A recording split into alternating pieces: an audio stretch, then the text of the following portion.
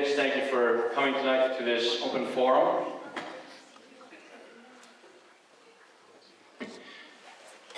Tonight's public forum is an opportunity for the candidates to debate some of the most pressing issues that you, the voters, have, and so that you as voters will be better prepared on election day. My name is Andrew Masters. I am the Social Studies Department leader at East Windsor High School. I've been asked here to serve as the moderator for tonight's discussion. Before we begin, would you please join me in the Pledge of Allegiance?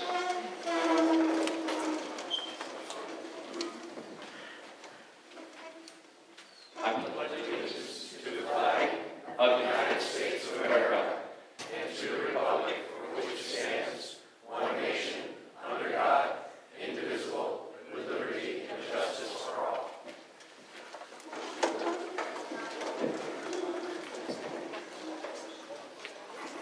Okay. For tonight's program, each candidate will have an opportunity for an opening statement and closing statements. During the course of our discussion tonight, candidates will have 2 minutes to elaborate on their position, and then each will have 1 minute to rebut or follow up. A timer is positioned in the front row with colored cards for the candidates to see. The yellow card will signify 30 seconds remaining, and the red card will indicate the end of the allotted time. Our candidates have agreed to adhere as closely to this as possible so we can discuss as many positions as possible. The candidates for First Selectman will have the first half hour to debate. The candidates for the Board of Selectmen will have the second half hour, and then all candidates will be able to weigh in on issues in the final half hour, and then there will be a meet and greet following. So, I guess it's time to get started. We will start with, oh, actually, is Mr. Maynard not here? Anybody know where Mr. Maynard is? At a different event. Will he be here? Nope. Okay, well then I guess we'll start. The microphone in front of you, Mrs. Menard, should be live, and I'm going to turn this one off because I will need it. This will be used for questions later on.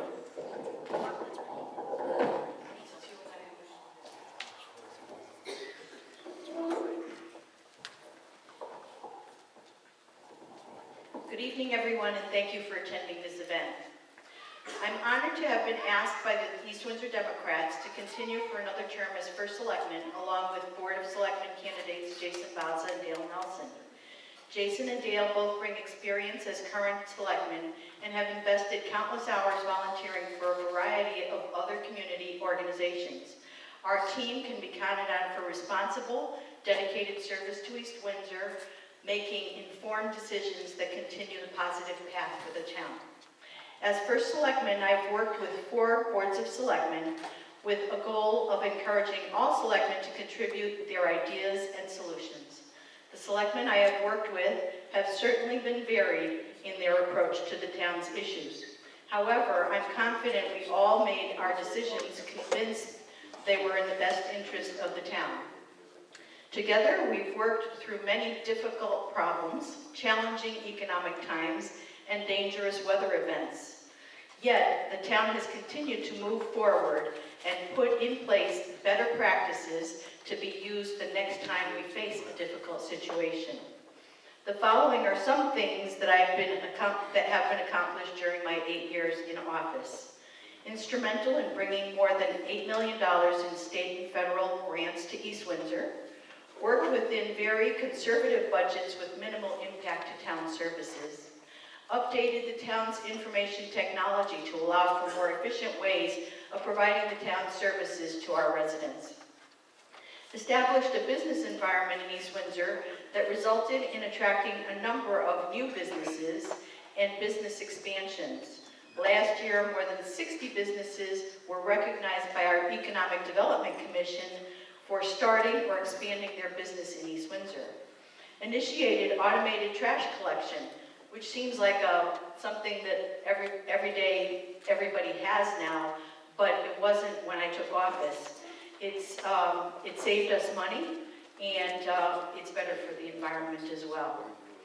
Revamped East Windsor emergency management to improve town responses to the many emergencies that come our way. Realized cost savings and better ways of doing business by consolidating phone bills with corporate discounted rates, saving time and processing fewer bills, as well as saving money. Centralized purchasing of office supplies, applied and received discounted electric rates, implemented purchasing of equipment, vehicle, gas, oil, and diesel at state-preferred vendors. What does yellow mean? 10 seconds, I guess I have to talk fast. I've been asked why I want to continue as the town's first selectman and have given that much thought. I think I'm the best candidate for first selectman because of the tremendous experience I've gained in the last 8 years. However, more importantly, I have implemented numerous sound business practices that place the town in good position for future challenges. I'm done? Okay, thank you very much for coming.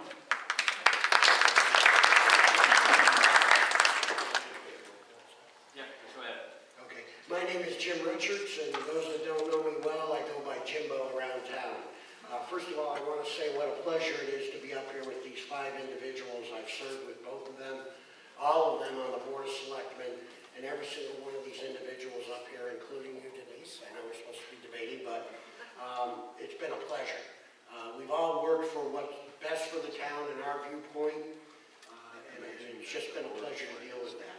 Personally, I've served the community in many capacities. Probably my longest term of service has been to the Economic Development Commission as far as consistent year after year. I'm on my 11th year with the Economic Development Commission.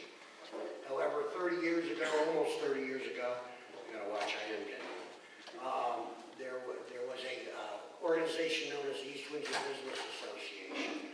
I was their last president, served that for 4 years, and the first president of what now is called the East Windsor Chamber of Commerce. We fought many economic battles back then, including the sewer plant, which is allowing for our business expansion these days. I also am the president of the East Windsor Education Foundation. I've served that for 9 years, and I believe, and I'm sure one of my board members would correct me, but we have donated well over probably $29,000 to $30,000 in 9 years with small money raising. The reason I'm running for first selectman, I'm not an endorsed candidate. I am a registered Republican. However, I felt that the choices that we were given this year, and I always feel in an election there should be a choice, were limited. And after a primary, which I felt there was some special interest people, I see her, special interest people involved, I was approached by many people from many walks of life, Democrat, Republican, independent, unaffiliated, young and old, to please put my name back in the ring. So I did. I believe I can provide the leadership that can usher in our town's bright future. Okay, thank you very much. I do have questions from you, the audience, and I will ask them. Candidates for Board of Selectmen, we can go through those same questions again in the second session, but we'll allow the candidates for first selectmen to kind of field the questions first. Just remember that first speaker, we'll just go in turn, has 2 minutes and a 30-second warning with the yellow card. Rebuttal or follow-up speaker will have 1 minute with a 30-second warning. So we'll take turns being the first speaker? Yep, we'll take turns being first speaker. So since Denise, you went first, do you mind if Jim fields the first question? I would like Denise go. Okay, fantastic. All right then. Let me see. Okay, I guess we'll start with this one here that's on top of the pile. It's been said that our ethics code needs to be updated. Do you agree with that, and what do you think we should do to make it better? When the ethics code came, the ethics board came back together recently for some challenges that they had. They looked at the code and felt that it was pretty out of date. They practiced what the code currently has for the ethics complaint that they dealt with, and found that there were some inconsistencies and some things that needed to be corrected. I went to CCM, which is Connecticut Conference of Municipalities, and asked them to survey area towns pretty much our size, to look for other model codes. That's been given to the ethics board, and I know that they've reviewed a lot of that, and they plan to make some significant changes, I think, to the current code. Basically, I used to be on the Ethics Commission, and when I was on it, I looked at some of the code and I wondered how it would work. Unfortunately, well, fortunately actually, while I was on the Ethics Commission, we had about 3 complaints and none went any further than where they were. I do believe the Ethics Commission that we have in place now recently acted under the complete code as it is, and I'm glad to hear they're going to take a closer look at it. So. Any follow-up? We're good. Fantastic. All right, next question is another one, second one on top. Everyone would like to pay lower taxes.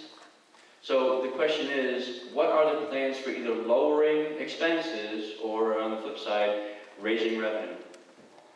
Well, my personal opinion about taxes is they are a problem, and as the state continues to not fund things, for instance, recently our pilot money was cut substantially. Has always been economic development, thus my involvement with the Business Association, the Chamber of Commerce, etc. I believe that if we can create a commercial district within our town, we can get the services we need provided. The biggest problem right now with taxes is the state of Connecticut. As they continue to deal with their budgetary problems, the trickle-down effect does affect our town taxes. Like I said, the pilot money we were expecting, I'm going to get in trouble with numbers as always, but we were expecting $100-some thousand, and we 50%, $50,000. So you can see that we planned our budget based on that, and unfortunately the state of Connecticut chose to give us less. So lowering expenses, I think I kind of covered in my opening statement the amount of cost savings policies that we've put in place. Certainly there's more to be found, and we're going to continue doing that. There's always ideas out there. There's always better ways of doing business. So we'll continue down that road. Using our electronic website kind of way to communicate a lot of things has helped us eliminate some mailing. Now, we found that maybe that's been too aggressive, and maybe we need to go back to some printed media. Regarding raising revenue, the grants that I have gotten over the years certainly will be looked for again and see where else we can get more grants. Okay. General interest. General. Right now, folks. General interest. Question. Microphone. Fantastic. Still not there. Andy, if you just kind of push the connector up into the microphone and hold it there, it'll work. And there we go. Okay. Nope.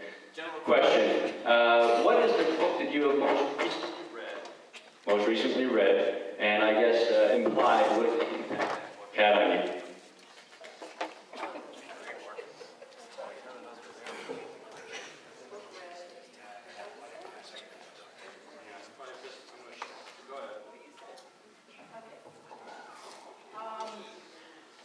I work a lot of hours, so I don't have a lot of time to read. I kind of read through my eyelids a lot of the time.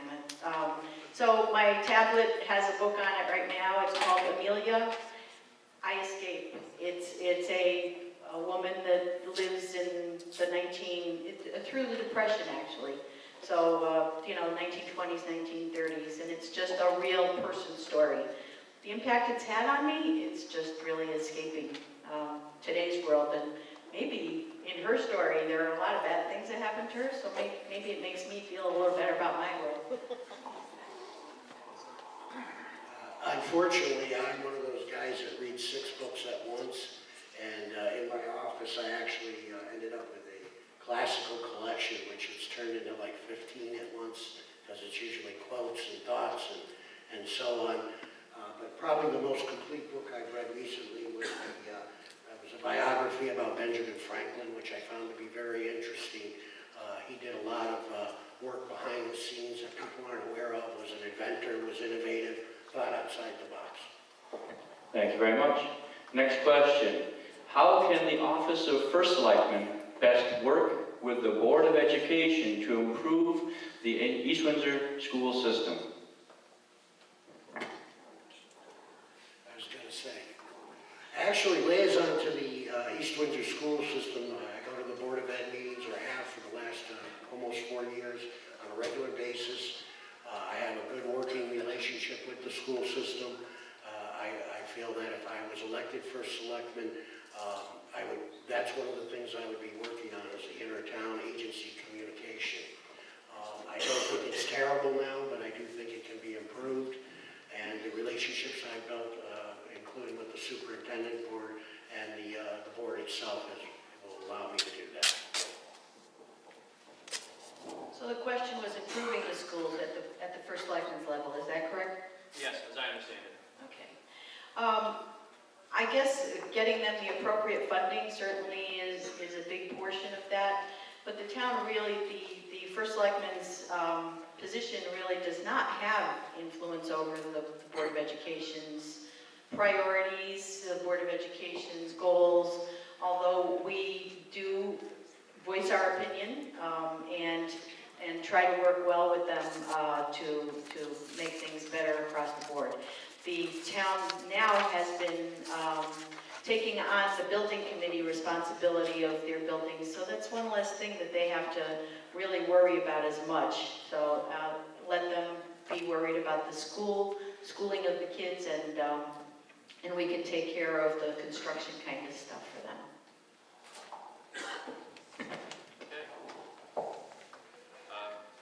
Turn it on. There we go. Mr. Maynard mentioned at a Board of Finance meeting on October 21st That perhaps South Water Street could be rebuilt or would be rebuilt. Would you commit funds to reconstruct South Water Street based on the Public Works recommendations?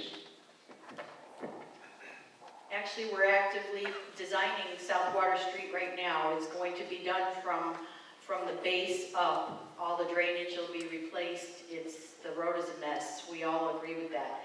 It's probably at least a $3 million project. So my administration has tackled that two ways, and I work very closely with the Public Works Department. If we can't fund it all in 1 year, we will fund half. So we would probably do the north half first and then up the hill after, just because that's in much worse shape, and maybe we could afford to do it in two pieces. So that's one of the goals, to have the plans on the shelf. In fact, I asked Len today, the Public Works Director today, do you have the plans yet? We will then look for granting to see if we can get any funding from the state or federal or wherever. But we have a fund balance that is healthy enough that we likely can either take some money from our fund balance at this point, or a bond. And our bond rating has gone up in the last 5 years, so we'll get good interest rates. Thanks for the update on South Water Street. I've been wondering. Actually, the biggest problem we have with repairing our roads or buildings in town has to do with the capital improvement project. It really doesn't get funded the way it should be. Unfortunately, it's part of our budget. And so when you see large budget numbers coming out of the Board of Selectmen, as you did in the last, you should take a close look at what we tried to do with the CIP. The entire board that's there now has worked diligently to try to improve roads, repair the buildings, but again, if we're not getting grants and the improvement of our rating and so on is allowing us to get more, we will continue to have problems with certain areas and certain roads.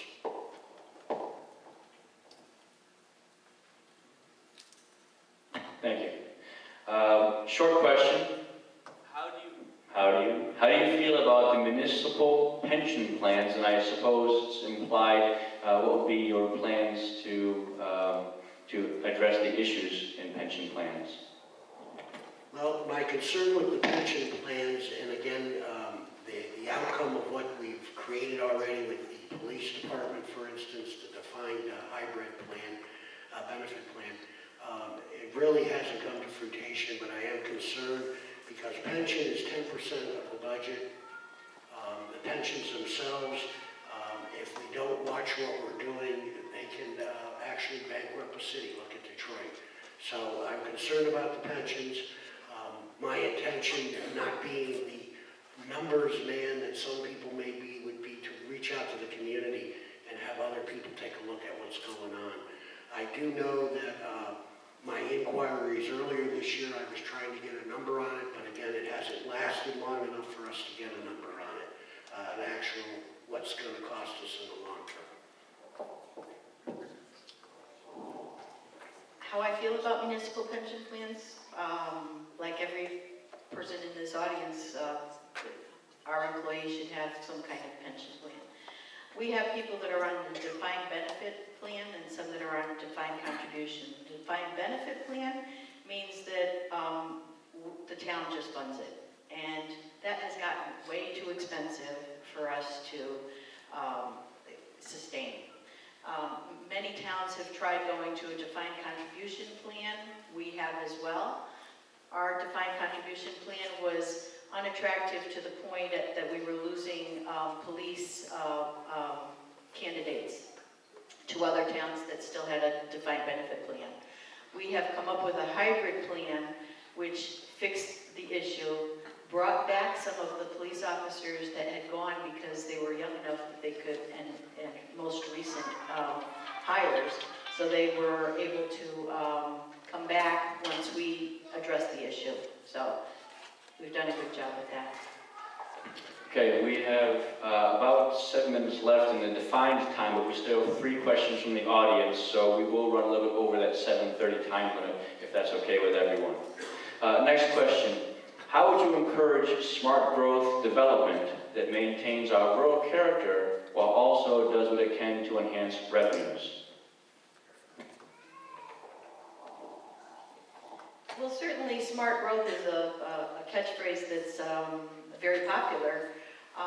I think we actually have smart growth. We've revitalized some of the buildings. The mushroom factory, for those of you that know it as the mushroom factory, at the end of Thompson Road, big, huge building that was vacant for a really long time. We had a new business that came in there, STR. They ended up in financial trouble. We've gotten another company in there. How is that being done? Actually, the planner and I and the Economic Development Commission give our potential businesses hands-on assistance with whatever they need. I call the businesses if there's a potential there. We reach out and ask them if there's anything we can do to help them. We actually do help them. Work with the electric company, work with the state government process, because that's a little tricky, as we all know. So we are a very hands-on organization to help bring in as much business as we can. As I said earlier, commercial growth has always been my thought to solving, at least stabilizing taxes. And Denise is absolutely correct. The Economic Development Commission, the town planner herself, as well as our new economic coordinator, Roger O'Brien, have made a world of difference. The Economic Development Commission, which I have served on for 11 years, has constantly been looking for new ways to improve our offerings to businesses. We are even looking at incentives, such as with the hydroponic tomato plant. I also know that in service to the Chamber of Commerce, I've been able to regionalize our reach with the Tobacco Valley Chamber Alliance Group, as well as the North Central Chamber Alliance and Metro Hartford, and make sure that East Windsor is on the map for possible projects that will benefit the community. Thank you. Next question comes from the audience. Do you support pursuing a casino in town, possibly in the former Showcase Cinemas building? If not, what do you think should be put in that building, and what can you do to accomplish that? Well, as Monty Python used to say, albatross, albatross. The theaters themselves, I was around when we first put them in. I was a great promoter of it, and it was a good economic incubator. It did create jobs, etc. Unfortunately, that business went under when we created DVDs, VHSs, Netflix, etc. The casino itself, my opinion is it is a 50-50 split. I've had people corner me in a corner. Well, Jim, you have to give an answer, yes or no. And spending 15 years in the travel business, I saw what happened with Atlantic City. I saw promises not fulfilled to the community from the casinos in Atlantic City. However, I would think that we would at least be open to suggestions. I know the Economic Development Commission has been, and Denise and the town planner and the economic coordinator have all been working on at least being in discussion with them. The benefit would be a tax break. But again, with casinos come some bad things too, and that's why actually Deputy Selectman Jason Bowsza and he made the motion and I seconded it a long time ago that if the casino does come, and we should work a good deal for the town, that it goes to the townsfolk and it goes to referendum, and then it would be a decision by the town. Because it will change the character or part of the town if it does go in.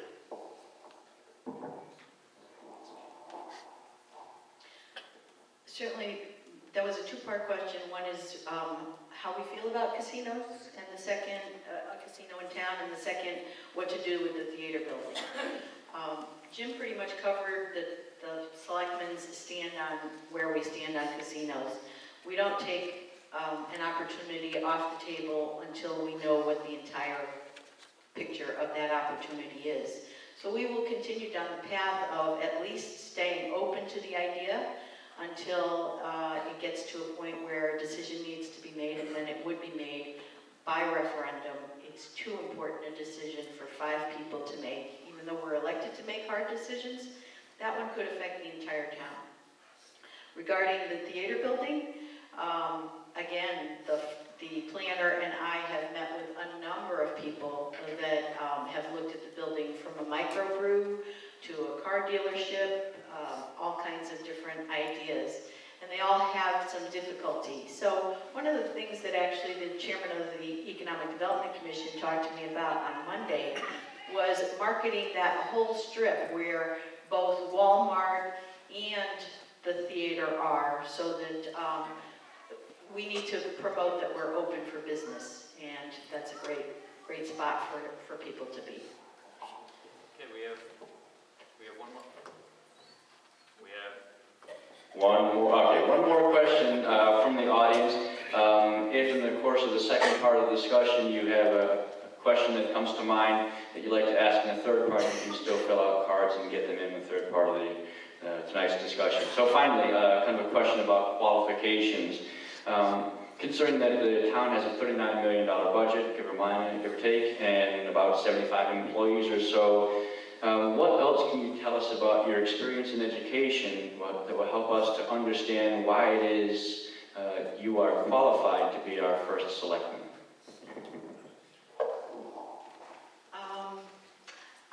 I can start with certainly the 8 years experience that I have, and that I was on the Elderly Commission, the Water Pollution Control Authority, the Planning and Zoning. I guess I'm a commission junkie, I don't know. So I've done a lot of work in all the different areas of the town, so it's made me a diverse kind of person for this position. I have an associate's degree with paralegal studies and a bachelor's degree in business administration. So that's my actual official qualifications.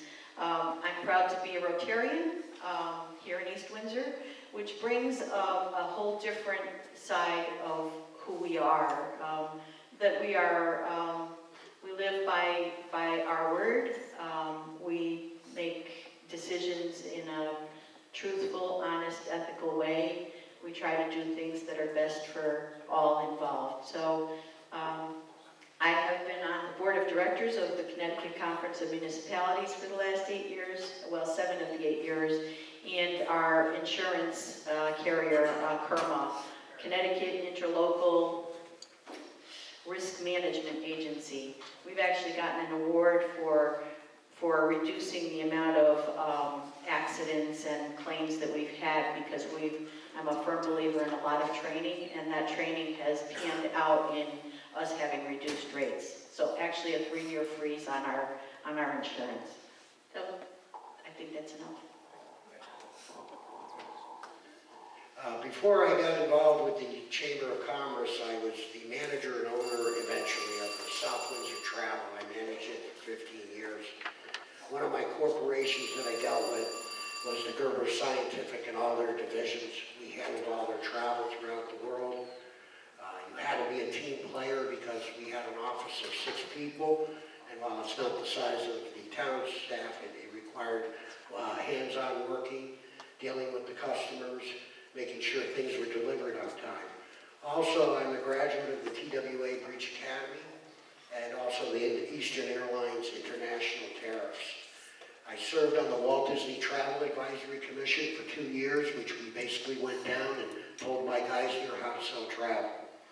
I am a retired Rotarian of 25 years in a Paul Harris Fellow, which I still consider important, which you get for service above self. I've been involved in the town on and off through different agencies, whether it's Water Pollution Control Authority, Ethics Commission, EDC, Community Day.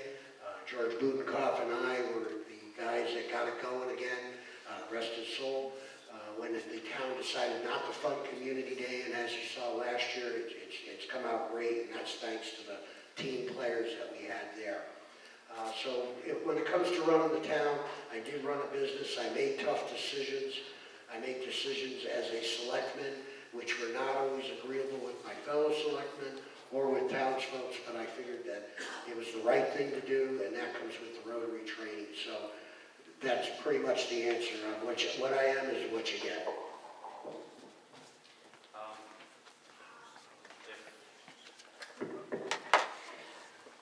We had originally planned for closing statements, but you've actually kind of shared a lot of information with us, so what I would suggest is that we save closing statements until the very end of the evening.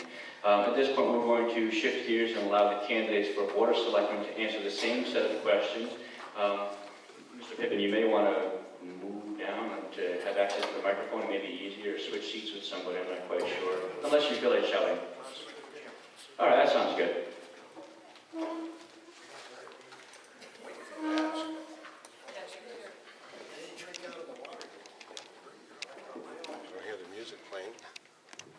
Again, we're going to follow the same rules, 2 minutes for primary answer and then 1 for rebuttal.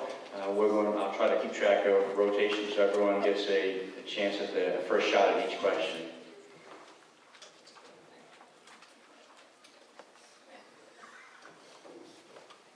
Good. All right. I guess, Mr. Pippin, since you're closest to me, do you mind if we start with you? Can we start with you, Mr. Pippin? Then we can do that as well. It's fine. Always the gentleman. All right, excellent. Okay, then, Mrs. Nelson. Back to the ethics question. It's been said that our ethics code needs to be updated.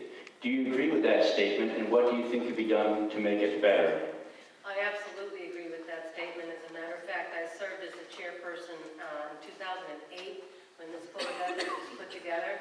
Unfortunately, it was never sent to an attorney to double check some of the ambiguous language, and it went the way it went. And I would love to be able to support the Ethics Commission now and help them put some teeth in that, because that needs some work.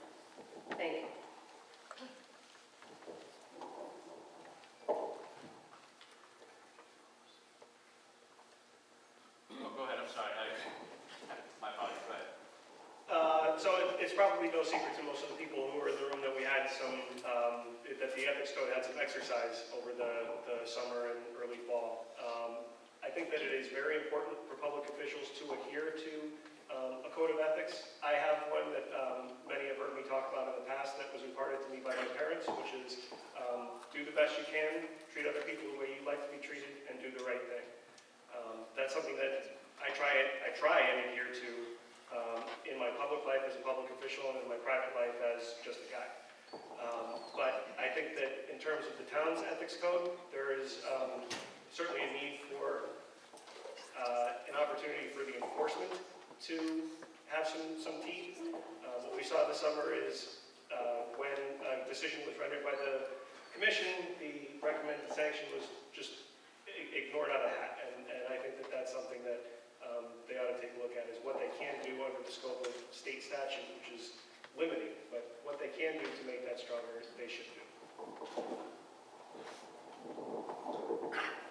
Okay, I sat in this room, so the public portion of the Ethics Commission, and unfortunately, it's a mess. The statute needs to be straightened out. I think the Ethics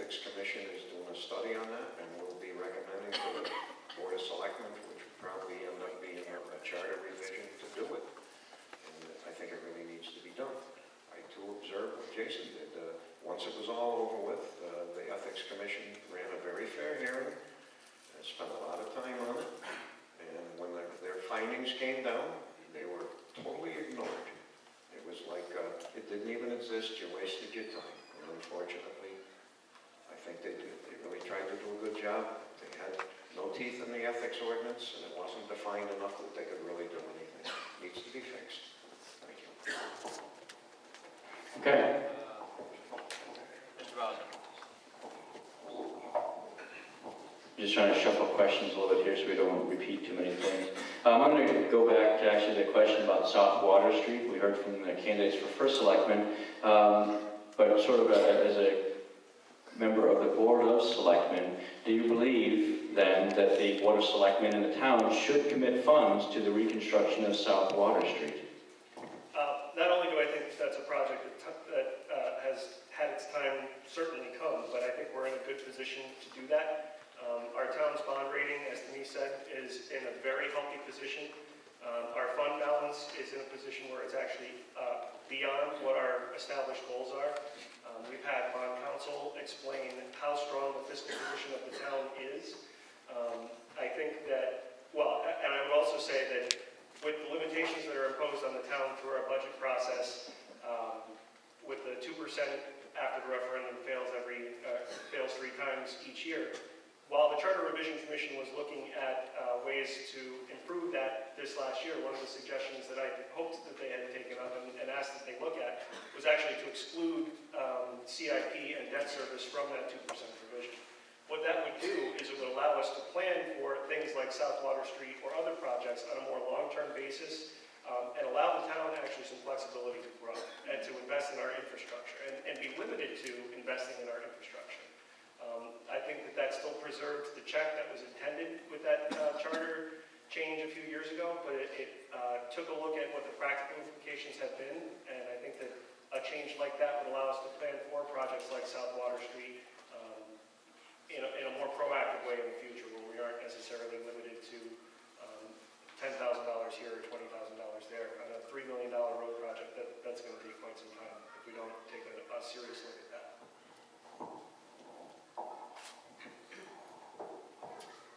South Water Street has needed to be rebuilt for quite some time. Unfortunately, there have been budget restraints and we have not been able to do it. South Water Street is probably the worst road in town, but there are a few others that could use some TLC. And hopefully we'll be able to get enough money through the bonding, if that's what we decide to do, to fix some of these other roads as well. I know South Water Street is a buzz right now because it's a big cut through and a lot of people are on that street, and you actually would do a job on your front end.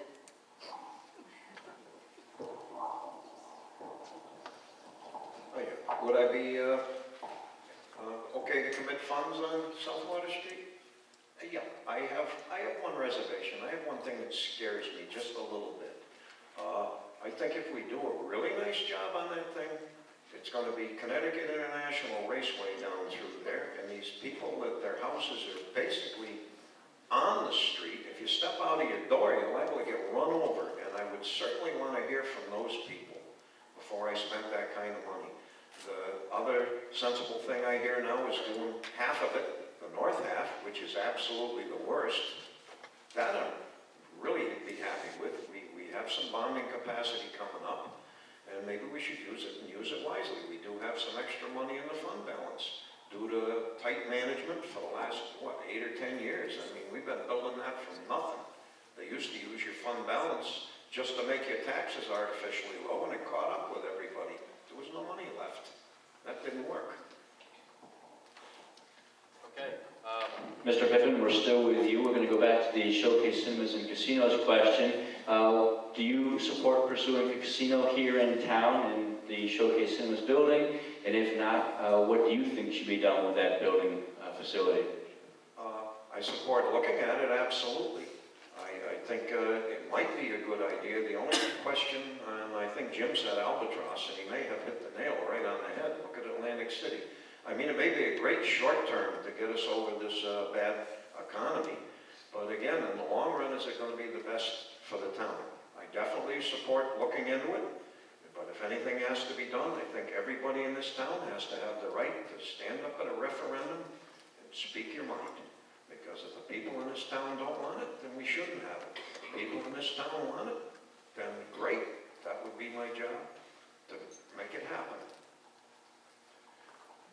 What was the other part of that, Ron? Do you What have to do suggestions? otherwise? We need to promote that property. It's a large lineal property, and I think the only way you're going to ever make anything really happen with it is to combine those properties in the marketing, and you really need to improve the access. Whoever thought of putting the roadway right up against the building so that you go along in front of Walmart with tractor trailers as everybody's walking out the door was just poor thinking to start with. The access road has to be straightened out to make this thing work. Other than that, it'd be a great site if you combine them together and develop it as a unit. I don't know if you can do it. There's 3 different property owners, or maybe 4. I don't know if we can perform miracles or not. Thank you. Mr. Bowsza? Mr. Bowsza or Mrs. Nelson? Well, you're actually next in line, so go ahead.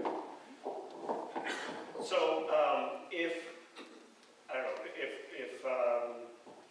Stanley Tool were looking to move to East Windsor, and they would come to us and tell us that it's a $300 million building and would equate to a $6 million boost in collectible property taxes every year, and the Board of Selectmen dismissed that out of hand, every one of us should be ridden out on a rail.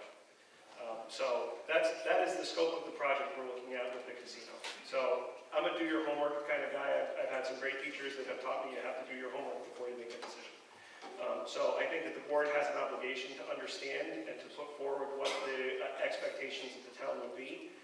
And then I absolutely think, and I was glad to have the support of the board when the idea was put forward, that this is a question that should be decided by a referendum, because I don't think that there are any 5 people in town who are qualified to make that decision on their own. That is a question that would be a sea change in the direction of our town, and it should be open to a large and broad coalition of anybody who wants to have their opinion considered, whether or not that's a smart thing to do.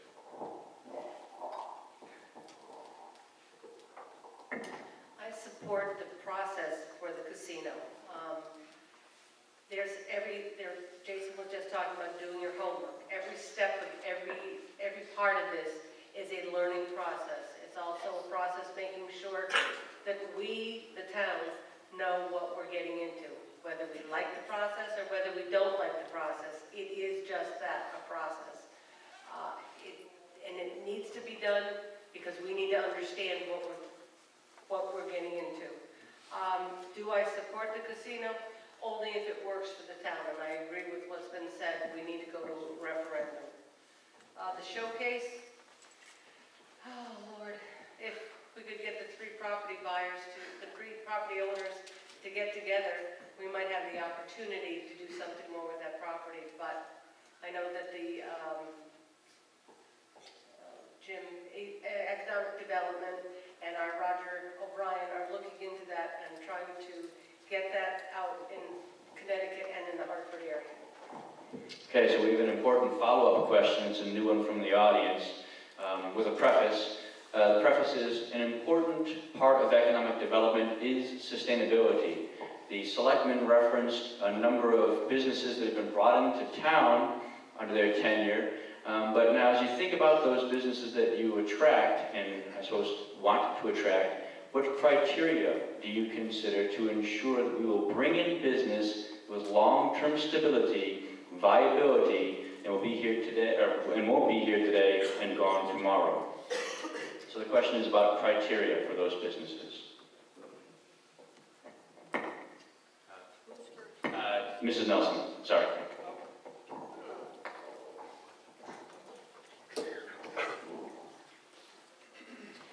Sustainability. I think that has to do with the Board of Selectmen, the Economic Development Commission, and every board and commission in this town to try to work with the new business coming in so that we know that their shortcomings, we can help them through the process of planning and zoning, inland wetlands. So I believe that it's our responsibility to mentor a new idea and a company coming to town.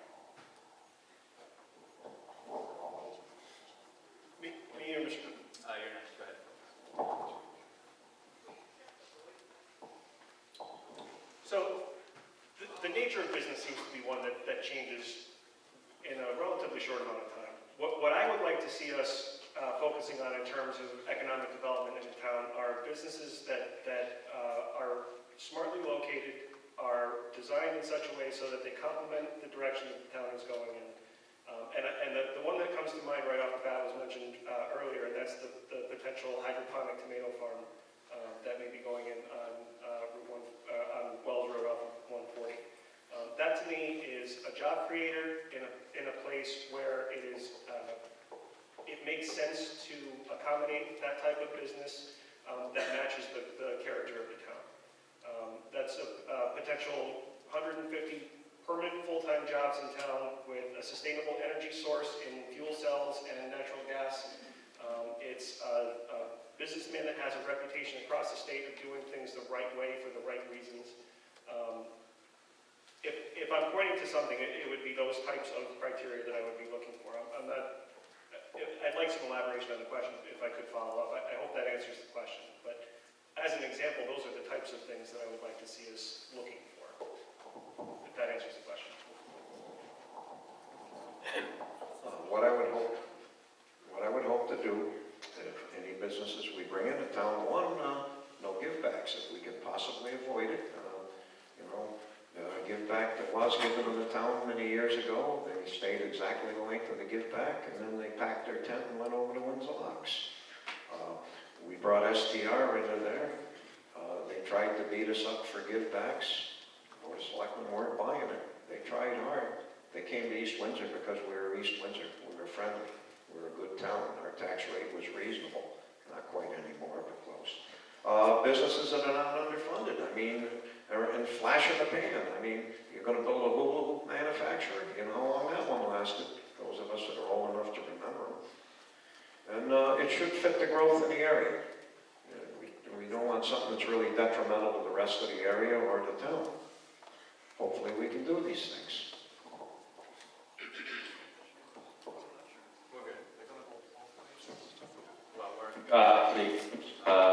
Mr. Bowsza, you're going to have the next question.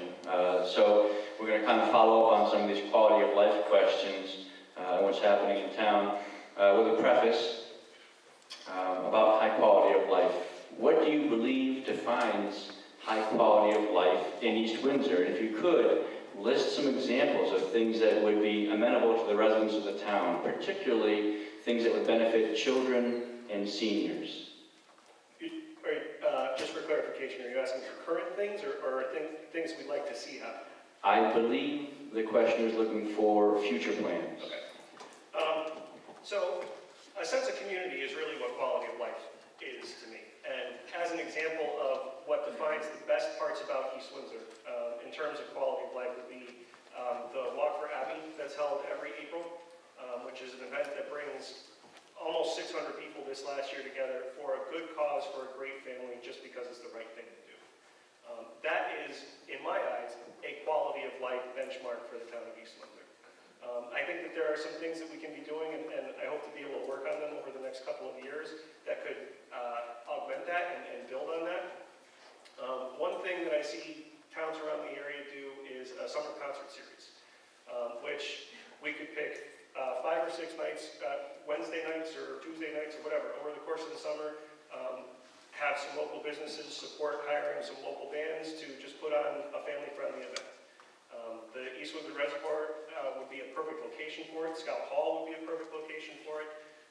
And I think that that is something that we could bring that would bolster our quality of life and serve to bring the community together. Another thing that we ought to be thinking about in the real short term is we're coming up on our 350th anniversary in 2018. And it would be really, really neat to see the town put on a celebration like they did for the 300th anniversary back in 1968, if anybody's been to the East Windsor Historical Society. That we should start planning now, even though it's only 2015. That's an opportunity for us to showcase the great town that we have been for 350 years and the great town that we hope to be for the next 350. Thank you.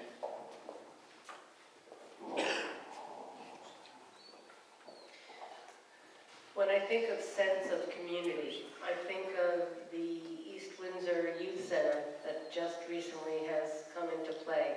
I think of now, which is not East Windsor, which is opposing the Connecticut State Police Range. I think of Community Day. Community Day, we share so much. There are so many. Most of you that are in this room probably participated in some way or another on Community Day. The service clubs in town, the Lions, the Rotary, they do so much for the town, and they improve our quality of life. They improve our sense of community. So those are the things that I'd like to see continued in town. Thank you.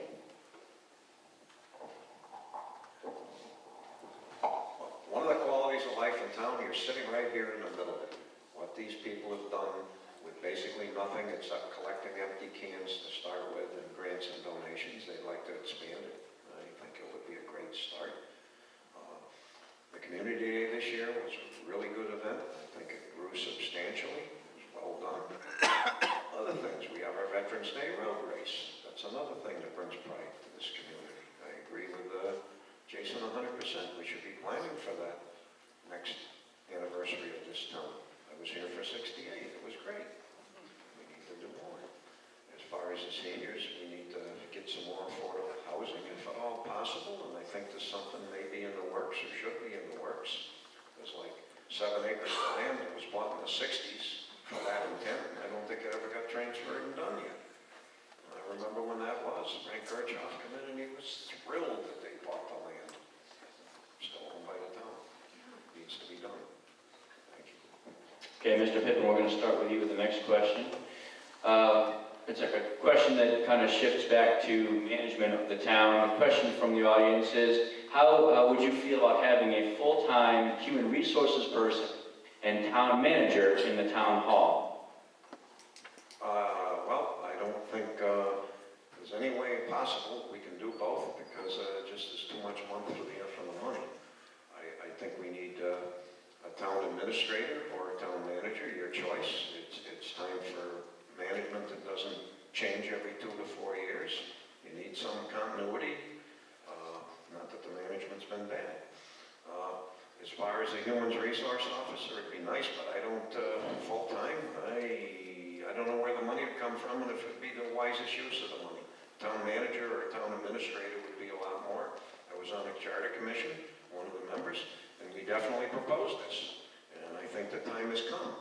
But with a town manager, we need to keep the Board of Selectmen and town meeting form of government. We don't want to see the rights of the people of this town and the right to vote things down that they don't like go away. If you go all the way with the town council and all that, you don't have much repercussion or recall on anything that they do. I mean, yeah, you can go vote for them 2 years later, but I've seen it in other towns, and they just go off and do their thing. I don't think that's the way to go. I think you people need to have the right for a referendum and the right for a say. Thank you. Mr. Bowsza?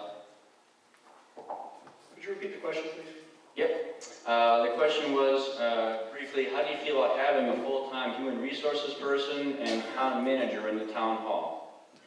I absolutely support having a full-time human resources person. I think that one of the things that can be somewhat constraining on any first selectman is having to, at the drop of a hat, do somebody else's job. And I think that a full-time HR person would be a benefit to that. I do not support a town manager because I believe that whoever is the head of a government ought to be accountable to the voters. And in the case where there is a town manager or any other similar setup, that simply wouldn't be the case. And I think that the head of the government has to be accountable for their actions and their deeds, and I think that ought to be to you folks.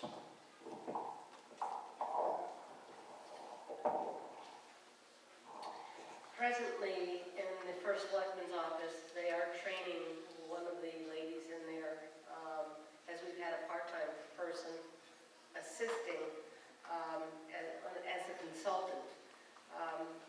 So we're going to have a part-time human resource person. However, is that enough? Let's see. I'm one of these people that I like to just go slowly, make sure that we've got enough. I don't want to overstep our bounds. Town administrator or manager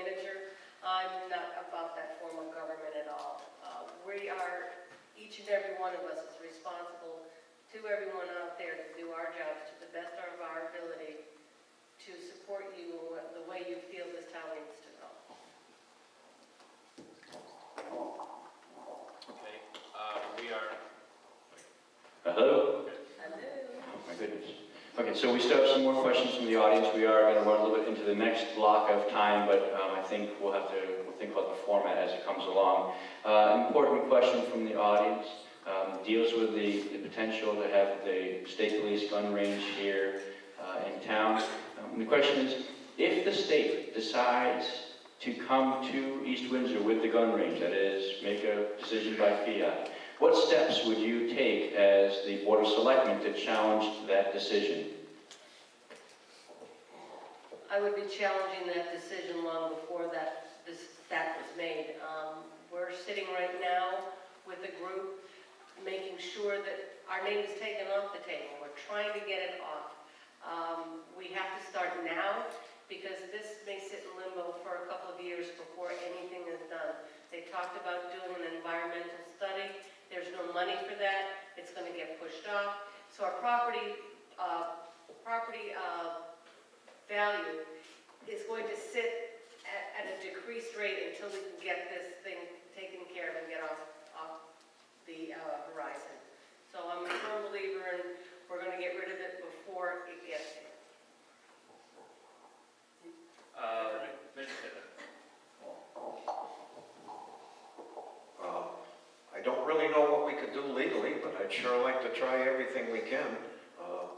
Like Dale said, the property values in town are in limbo, especially that end of town. Right now, you're not going to be able to give your property away if they think this is going to happen. We have an ad hoc committee that's working diligently on it.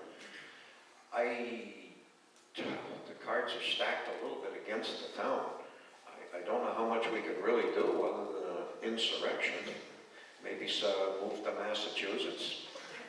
And, so the state of down in Hartford there's people couldn't get in our pockets. But the state's going to do what they darn well please, whether we like it or not, unfortunately. But we fight them every legal way possible, and anybody's got a good idea that's legal, I'm all for it. The people of this town voted to oppose it. And that was probably the biggest town meeting I've seen in years. And it was just about unanimous. We'll do anything we can legally. So we already have been doing everything that we legally can do in order to stop that development from going in. It is a process it's a situation that is incredibly frustrating because the state is not bound to any local zoning, any local health rules. They have total autonomy. But I personally have door knocked in Simsbury around the current site and asked questions. I visited the Willington site. I visited the East Windsor site. We know that that is not the right place for us. We have written letters to the commissioners of DAS and to Emergency Services and Public Protection. Denise and I are meeting with Lieutenant Governor Nancy Wyman on Monday to advocate for this being removed. It is very, very frustrating that the process itself in Hartford is stalled and that there isn't going to be any progress or really any sea change in direction for the foreseeable future.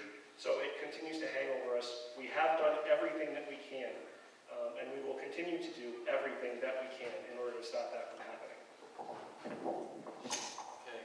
I've got one more question sort of in this time session. I've got a few questions I'm holding for later. And the candidates for selectmen, when we get to the next half hour, if you have an issue that was spoken to previously that you'd like to address first, we'll go to that. So our final question from the audience for the members of for the candidates for Board of Selectmen has to do with traffic on Route 5 during rush hour, particularly around between the area where Southern Auto is and perhaps Dunkin' Donuts up near the old East Windsor Diner. And the question is there anything that we can do about that backup of traffic on that section of Route 5? Who's first? You are Mr. Bowsza, sorry. So that section, Route 5 itself is a state road, so improvements done to that road have to be done. First of all, they need to be evaluated by the state, and then they need to be, the projects need to be completed by the state. What we can do is we can be, and I think the Planning and Zoning Commission is looking into this, we can be careful about what we do not to exacerbate the problem. So as the plan of conservation and development continues to move forward, which is the town's 10-year plan for where we see the town going on a village-by-village basis, as we complete that process and look to implement that, what we need to do is to make sure that we're not taking an already bad situation and making it worse. And that's done through smart growth, which is building where you have the infrastructure to support it, leaving well enough alone where you don't. Where we have an already overburdened state road, adding more to that is not going to make the situation any better. So I'm encouraged by what I've seen on planning and zoning over the last 2 years, and I think that they are very carefully considering that as we move forward. Mr. Pippin. Yeah, traffic on Route 5 is a beauty. Stop this passing on the right there by Southern Auto would be a good thing. They come down through there, and the next thing you know, everybody's playing bumper cars and driving on the lawns. You got the same thing up there by where the old East Windsor Grill is. If you put that third lane, probably another 300 feet, it would solve a major problem. If they would synchronize the lights, would do a little better. They got the lights synchronized. If you do 40, you go right up through Route 5, you'll never have a problem. But people insist on driving 20. Guess what? You hit every light. I do agree, planning and zoning, I go to almost every one of their meetings, and I am on the wetlands, but that has nothing to do with that one. They're trying to keep the problems from occurring. They're trying to keep traffic from creating worse problems. You know, we don't need to add to our own problem, but until the state allegedly has studies going on this, but you know, it's going to be a while. They're going to study 84 for how many years? They might get around to it.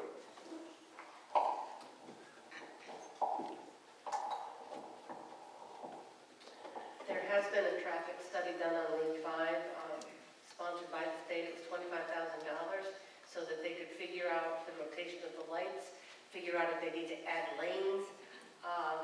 They're working in conjunction with the traffic department at the police department because they work hand in glove. They have actually changed one of the stations. I think it's on either Abbey or Stoughton Road. One of the lights wasn't working properly. That has been fixed. So we're aware that there is an issue. We are aware that they're working on it. And being it's a state road, so that just gives you an idea. It's going to take a little time, but we know a problem exists, and we are working on the fix. Thank you very much. We're going to circle back to the candidates for first selectman, and everybody's going to have a chance to kind of weigh in on some issues. If you've got a personal issue that you'd like to expand on, something that you feel is important that the body assembled here should be aware of, we can. So first to Mrs. Menard and Mr. Richard, was there any particular issue raised in the second session that you'd like to address before we get started? Well, since we're talking about the Route 5 corridor, I have an update. I think I told the entire board at one point. I applied for, the police chief and I applied for a traffic study of the entire corridor to the tune of $250,000, and we received that approval. It's going to take place, it's the #1 project for this year for the Department of Transportation and Capital Region Council of Governments. So we're waiting for fiscal year, which is July to June. We're waiting for that to happen. Now, with the budget cuts, I don't know how that will affect it, but certainly that money was committed in the budget already. Part of what they would be looking at is additional turning lanes, because some places, as Mr. Pippin said, some places it's pretty tight, like by the Pascos and all of that. But adding a turning lane may be something that they can do. And better lighting coordination. So they have the experts, they have the ways of figuring that out. Quality of life, I can say what I think my ideas of quality of life are: public safety, good education, recreation, senior housing, volunteerism. And volunteerism in our town is just amazing. The people that have volunteered for so many different things is just amazing. We've had renewal of our police department in hiring a lot of new people. The fire department, we've added some support by adding some paid part-time firefighters. So it addresses the need of that whistle that you hear going off all day, trying to call volunteers that are working. And I just got the red card, so I'm done. Where's the soccer? In regards, I'm going to go down a list because I tried to make a list of the questions, so bear with me. Sustainability really depends upon what occurs with the state economy. I've been fortunate or unfortunate enough to be here for many business openings and for many closings. And the truth is, with business, small businesses are what's really going to sustain the town. A larger business is going to come and go, as we see down south with GE.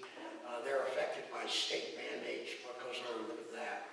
So your small business is really what we should be focusing on and have been.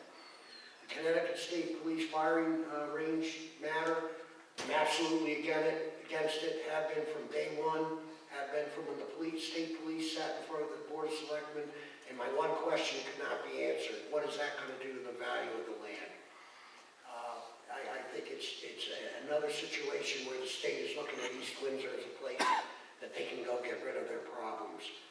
The Route 5 corridor, I knew about the NEDC. We discuss this all the time, how do we get our cars in and out, how can we connect with other cities, etc. So I'm glad to hear that the grant's in and the new police chief was working on it.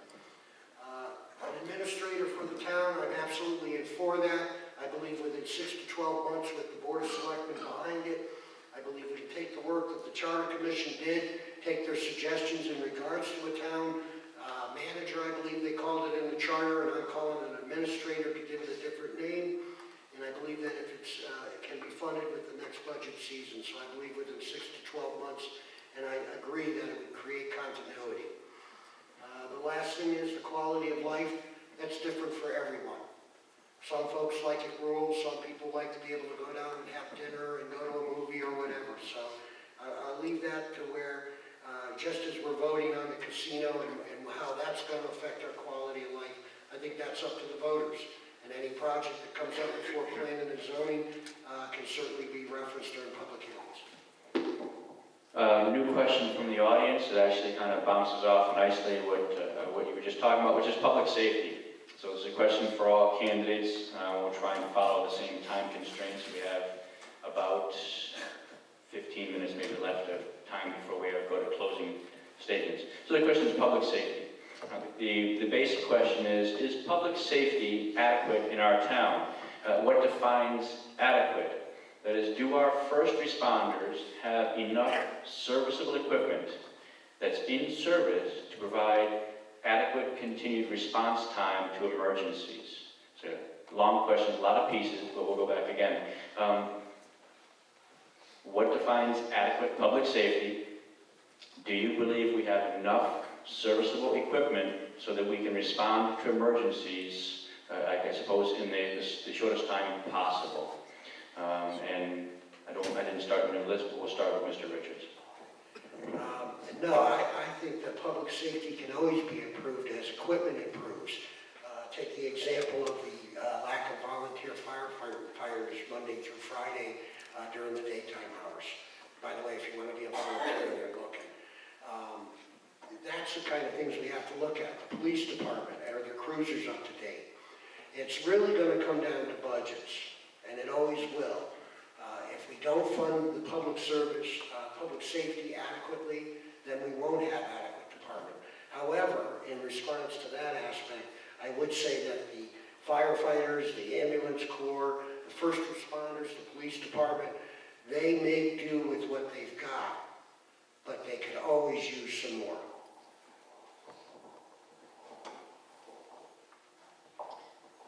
We do have awesome public safety personnel for sure, and try to address the equipment needs as they're presented to us. Because of the budget restrictions that we have, nobody gets everything that they want, but we have a plan for if you don't get it this year, maybe you get half of the equipment that you needed for the year instead of getting 4 breathing apparatus, you get 2. Or instead of getting the bunker gear for 10 men, you only get 5, and you get 5 the next time. So we are addressing the needs, I think, in a practical way and managing costs at the same time. Yes, please. Okay. One, the ambulance, that's kind of a private association. I think Tom seems to do a pretty darn good job with what he's got to work with. I mean, you can't staff for the 100-year storm all the time because it just doesn't happen. This is why you have mutual aid.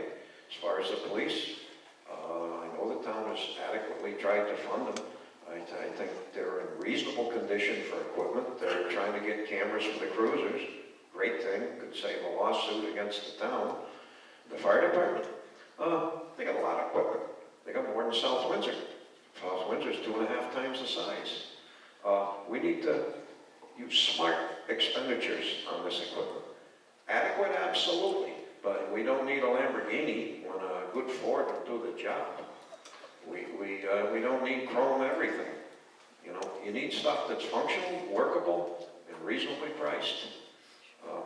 Other than that, I think we've done a pretty fair job of funding the emergency services. I know some people will disagree, and I just got the red flag.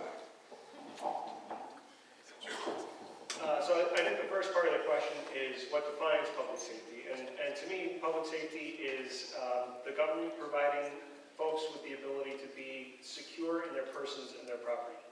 I think that we have and I think that this has been true of each of the boards that Denise has served with, but I think that we have a good rapport with the public safety providers in town. I think that we take the opportunities to listen and work collaboratively with them.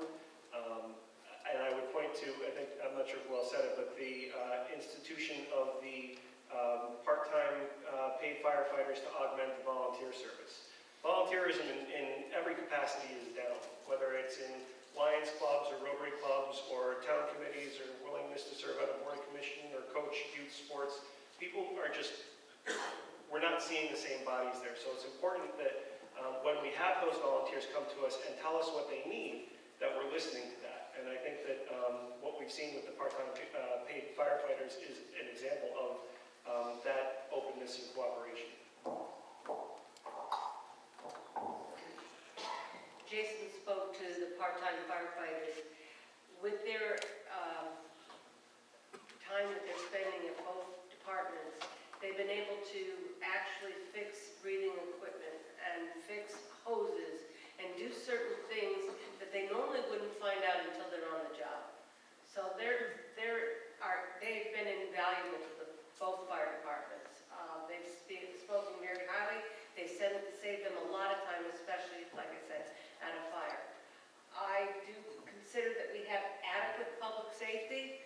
I always think that public safety should be number 1 in our minds, besides the schools.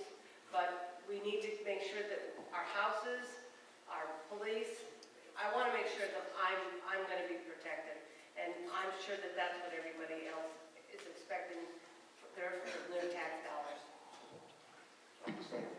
Yeah, we're going to come to Mrs. Menard. This is a question from the audience. I've been kind of holding it to about this time. It's a question specifically for Mr. Richard and Mrs. Menard. And the question sort of is, I'm going to paraphrase some of it, but try and get the whole thing out. The real question from the audience is, why is it that East Windsor doesn't seem to attract the same type of corporate businesses that are being routinely built in South Windsor? For example, the Aldi facility, FedEx Depot, the 2 new auto parts warehouses at the end of Sullivan Avenue. Why do you suppose it is that those businesses are going to neighboring towns and not to East Windsor? Okay, that's a kind of multi-pronged kind of issue. One portion of the problem attracting that kind of business is that we have a limited sewered area. The end of town that has all those beautiful tobacco fields, and we want to preserve that, is not sewered. So we can't bring in those big businesses. Some of our sewered areas have a lot of wetlands in them. So again, you can't put those big boxes every time I pass that Aldi's, I say, I want one of those in East Windsor. But you can't fit it on the kind of land that we have available for development. Another piece of that is they have a full-time economic development person and a pretty good budget, because I actually went to the town manager and asked him what his secret was. He said, here's what you need to do. You need to go to Las Vegas when they have their trade shows and you network with those people. We're not doing that in the town of East Windsor's budget. But we do have some good news, and it was one of the things, if I had gotten to all my answers about the different things that the Board of Selectmen candidates had. Sustainable business, we have a new company that's going into the mushroom factory, the STR building, and they're called Sustainable Business Systems. So we are attracting businesses that are, this is a big international company that is going to make their U.S. headquarters here in East Windsor. So if we can overcome the limited capacity and the limited budgeting and all of that, we certainly are attracting some businesses, some good businesses in town. Pasco's is going to be reopening soon. Where we network, we try to be business friendly. I think we're doing a pretty good job. We're going to go a little out of order, so Mr. Richards can answer, and then we'll allow the additional candidates to speak on the issue. Thank you. So you should answer that. Go ahead. Yes, sir. Thank you. Wow, talk about a question for Jim, huh? This is actually what I do all week, is try to chase businesses down. I spend my time meeting with businesses and finding out why they don't come to East Windsor. The Economic Development Commission, we actually had one of our members go out and visit with businesses and find out what was missing. The real problem that we're finding in talking to the developers, and these are the guys that know when somebody calls from the West Coast and says, I want to build a big auto parts factory or warehouse, they contact the developer in the area. They have many different titles and different ways of doing business, but we've been told that the biggest problem with East Windsor is well, we've gotten better at our zoning and we've gotten better at our permitting process, thanks to our workforce, is the lack of incentives. And it's sometimes a dirty word because people say, well, you're giving away tax money. But if we're going to attract big, sustainable businesses in the future, we do have to look at incentives. And one of them right now that we're working on is an incentive for the tomato hydroponic plant. Hopefully that works out. The key to that is you don't want to give away the store, and you want to make sure that you can, sustain it. That's been what we've been told by people in the business. The reason that we at EDC are excited about the casino coming by, it's at least advertising our area. And the last thing is an economic coordinator. The whole EDC is going to Vegas in March.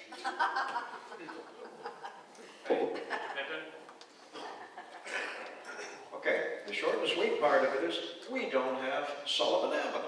It's got beautiful soil, it's got all the utilities, it's got easy access to the major highways, and you know what? It's just about full. They're going to have to come somewhere else. It's the same with over in Windsor.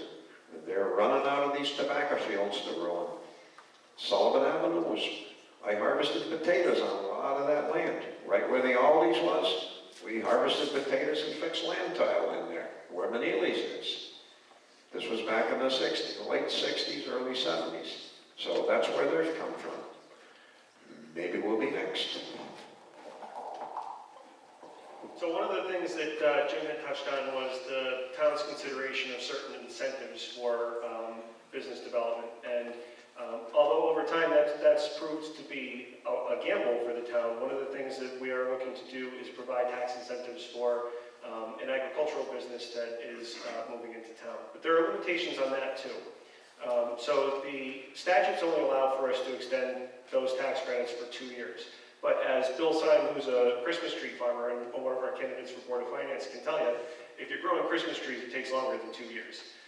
So I plan to be working with our state representative who sits on the Finance, Revenue, and Bonding Committee to extend the opportunity to offer those credits for agricultural businesses.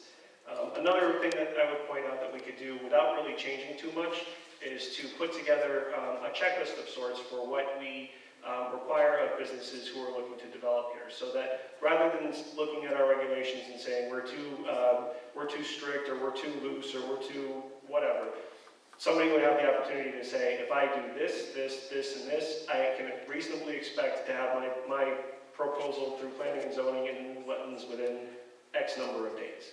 That type of continuity will allow for folks to be able to plan for their business. It will make us more attractive when there's a businessman trying to figure out what hoops they have to jump through.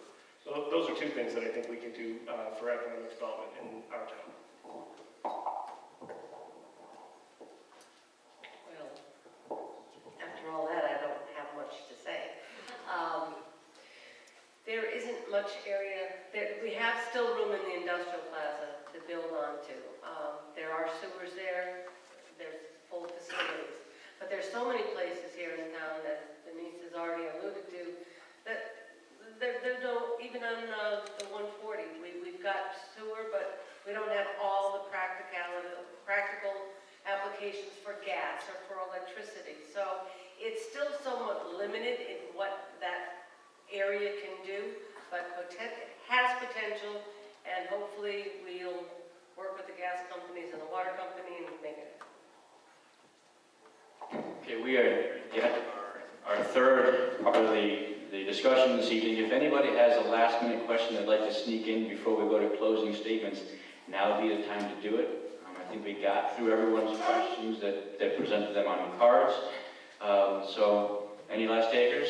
Yes, ma'am. I just have, we moved to East Windsor because it was a rural town, and I know, you know, with the tax dollars, it helps to have these large businesses, but my biggest thing is to, I want my kids to grow up, you know, being able to run a little while with the fields and the woods and things, and I just want to make sure that you guys are sort of on the same page that I am with why not move here? You know, I didn't keep it. Let's see, we're actually at Mr. Pippin. You go first on this one. Yes, sir. What's this for, man? We gonna do what we can? We'll answer her question. Oh, with her? Yeah. I think we need commercial growth to go with it. It's not going to be all over town and haphazardly done. But there's a lot of land in East Windsor, and there's a lot of it that's already under farmland preservation, and rumors have it that there's some more coming. There are going to be some beautiful tracts of land. The town even owns some tracts of land that are good. They have open space properties. They have the trail along the Scannick River that's been done by the River Commission. Beautiful place. You know, I suppose you don't want your kids swimming in the river, maybe not, but you know, they do fall in. Strange thing about kids. But there's really, I think it's going to balance in this town pretty well, just by soil type and wetlands conditions. You just can't massively build this town without throwing the laws out for the environmental. That's not going to happen. Mr. Bowsza? So the last question that we talked about dealt with economic development, and it's important for everybody to recognize that farmers are businesses too. They grow something with the intention of selling something. In my day job, I work for the Connecticut Department of Agriculture, and I've watched over a number of years people talk about East Windsor and say, we want to preserve our rural character. Well, there actually are ways that we can actually preserve our rural character.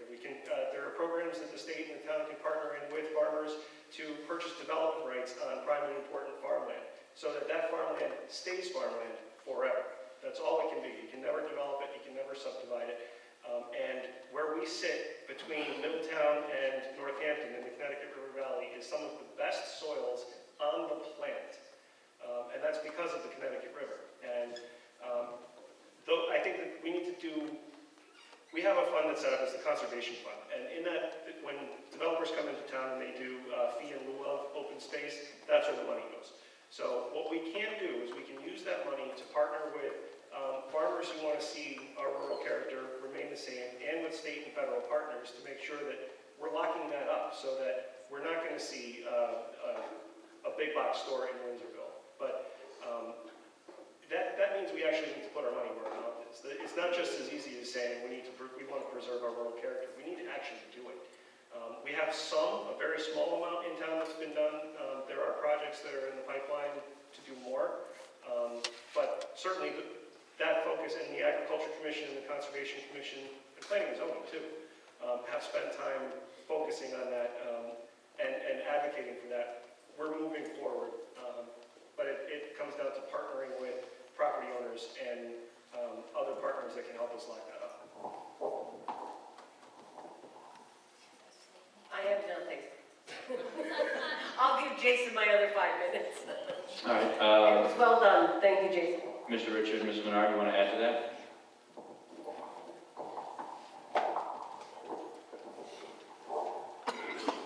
The beauty of East Windsor is we can have both. When I was about 19, I worked for a farmer known as Emil Molnight, and he educated me on how the industrial park was built. And it was farmers and businessmen that said we need to create commercial development, to create a tax base, to stabilize taxes and keep them from raising too quick. If you look at the plan of conservation and development, I believe Jason mentioned it earlier, the plan is to keep things rural. The downtown Broadbrook section, for instance, is what we're trying to turn into a village district, and it might be antiques or something in the village district, but we want to keep the farms. If you don't have commercial development, eventually the farmer's taxes, even with the discounts, would get so high, it becomes a better opportunity for him to sell out to a housing developer than to stay a farm. So as long as we can continue to do what we're down here doing, and if you look at the plan, you'll see there is actual sections that we've sectioned out for commercial, for rural, for residential. My little cheat sheet says preserve the town character, and I think that's what you're going toward. So I'll just tell you, I raised my kids, and I just, in going door to door, met the lady whose daughter babysat my kids, and she had to take them across the street to this field because they thought there were Indian arrowheads there. It's a memory they'll have forever, and every child that has that opportunity here in East Windsor, it's a great opportunity. I think what we're talking about is intelligent growth. That means intelligent place for our businesses, but also an intelligent place for our housing. So I think we're all on the same page across the table here. Any other questions? Okay, if that's the case, then we'll go to your closing statements. Candidates have 2 minutes to wrap it up, to make your case and sell yourselves to the audience. And we will start with Mr. Bowsza, then go to Mrs. Nelson, Mr. Richards, Ms. Menard, and we'll finish with Mr. Pippin. I'd like to thank the Democratic Town Committee and the Republican Town Committee for hosting this event, Mr. Masters for being our moderator. A good friend of mine told me once that part of being a good public office, a public official, is to be a good candidate. And I think that the folks that you see up here tonight, all of us, Democrats, Republicans, are doing what we can to be good candidates so that we can be good public officials. I think that we all have the best interests of our town at heart. I think that we'll all work towards that, and I think that the folks up here will all be able to work together towards that, and I think that's something that people are plenty frustrated about in watching Washington, D.C. or Hartford these days. I don't care if I serve with Democrats or Republicans. I care if I serve with people who have what I consider to be, or I care if I serve with people who have the best interests of the community at heart. And I recognize that there are times when people disagree with that, what that goal should be. But I think that the folks here I have a great deal of respect for. And I can certainly ask for your vote on November 3rd, but I think that our town is in good hands.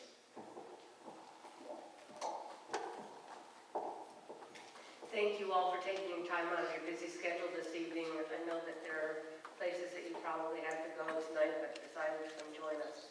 So again, thank you. This board, the Board of Selectmen has been made up in the past of Mr. Pippin, Mr. Mr. Richards and myself. We did a good job then, and we'll see what the future brings for all three of us on November 3rd. But I am asking for your vote today for Jason and I and Denise, as for the last 8 years that Denise has been our first select woman, I've had the pleasure of serving under her for 6 years. This is totally a volunteer position. We serve as liaison to many other boards and commissions. I presently serve as liaison to public safety. I sit on capital improvement, volunteer incentive, and emergency management. I work with East Windsor. So we spend a lot of time out there in the community. We get to know you, we get to know what your issues are, and that's what we want to work on when you elect us November 3rd. Thank you.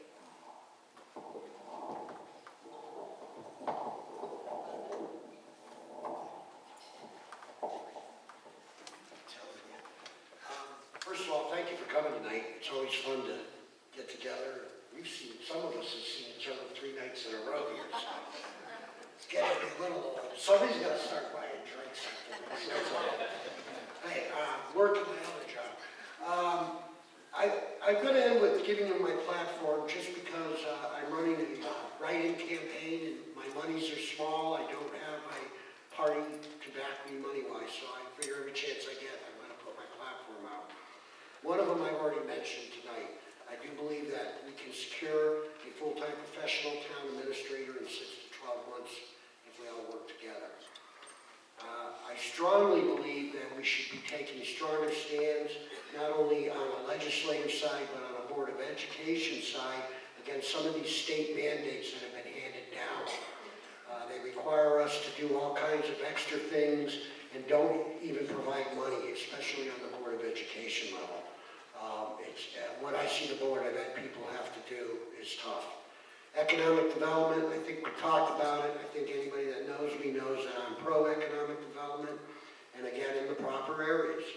Public safety, I've always been in favor of public safety. Once in a while, I've ticked off the chief of police by asking a poignant question, but in my heart, I really know that those are the most important people. They are the front line against the bad things that do happen in life. Improve and repair the infrastructure. Last year, we put forth a budget that included a lot in the CIP. It was voted down. I was quoted as saying that's a shame because I believe that if we don't fix it, it will only get worse. And the last thing that I have is improving communication between inter-town agencies. I want to thank the opportunity to both parties for arranging this event tonight. And as a write-in candidate, I truly appreciate being invited. I do want to remind you, though, on Election Day, first selectman's column, box C, fill in the oval, and please remember write-in Richards for first selectman. Thank you.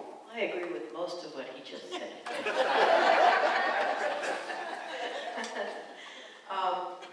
As everybody has said, thank you all for being here tonight, and thank you for those that worked so hard to put it all together. Thank you, Andy, Rick, and Bob. And thank you, candidates, for being here. It took another night out of your time to be here. I guess I can sum up my thoughts pretty quickly. I'm confident that the town residents would be well served to have the candidates that are here back in office or in office. And the benefit of having somebody that has served for 8 years, the experience that brings. Actually, there's a man that said last week, you know, we spent all this money training you, we don't want to change, and I was happy with that. My priorities are the same as those concisely stated in the town's mission statement. And something that people don't know is that as part of a college project, I volunteered to put together our mission statement that still remains unchanged since then. Providing a living and working environment built on a community of spirit and trust, respect, and a and a broad-based citizen involvement, maintaining the highest quality of municipal services in a fiscally responsible manner, and facilitating the town's economic development while preserving its rural charm. It sort of sums it up pretty well. That's what I hope to continue to do, and I thank you for your support. Have a good evening. Yeah, I get last. Well, I want to thank Mr. Masters. Really appreciate you coming. I want to thank everyone here for coming. I'm surprised to see such a big turnout. It's great. And thank the two parties for putting this together. As you know, I served 5 years on the Board of Selectmen. I'm not afraid to vote on an issue, whether the Democrats, the Republicans, or you outside. Bring it up. I do what's best for the town, and I voted for things that I was dead against because it was the best thing for the town. And I'll continue to do so if you choose to elect me. I did want to clarify one more thing on the public safety. When I got the red flag, we can have all of the beautiful fire equipment in the world. It doesn't do any good when the door opens and two guys get out of the truck. We need to increase our manpower somewhere. This paid firefighter deal seems to be working quite well. We need to support this a little more. We need to get a little more people involved so we have adequate coverage during the day. And I've got 38 years experience and I retired as a deputy chief, so I'm not quite talking out of my hat on that one. Like I said, I want to thank you all and I hope you'll vote for me. Thank you very much. Okay, thank you very much. That concludes tonight's program. Thank you all for participating.